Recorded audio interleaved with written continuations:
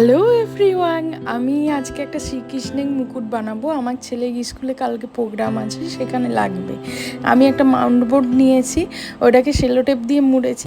তার উপরে আমার একটা ছেঁড়া নাইটি ছিল, তো সেই নাইটিটা কেটে কেটে আমি ওটাকে মানে একটু আড়ে তাড়ে করে জড়িয়ে নিচ্ছি গ্লু গান দিয়ে।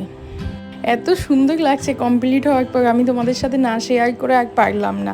তারপরে আবার আমি কাপড় কেটেছি, দিয়ে এটাকে ডবল টাইপের ওই বিনিং মতো পেঁচিয়ে নিয়েছি, নিয়ে ওইটার সাথে মাউন্ট বোর্ডের যে কাপড়টা জড়িয়েছিলাম ওইটার সাথে আমি এই বেনিটাকে সেলাই করে দিচ্ছি।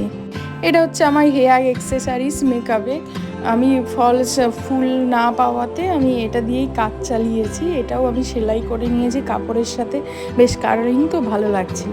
আর ময়ূরের পেখম দুটো লাগিয়ে নিয়েছি। এটা আমার ছেঁড়া একটা হার ছিল, ওইটাকে আমি সাইড দিয়ে জাস্ট লাগিয়ে নিয়েছি। দেখো, এটা হচ্ছে ফাইনাল লুক। তোমাদের কেমন লাগছে এই পাগড়িটা আমাকে অবশ্যই জানিও। আজকের জন্য ভিডিওটা এটুকুই। Bye bye.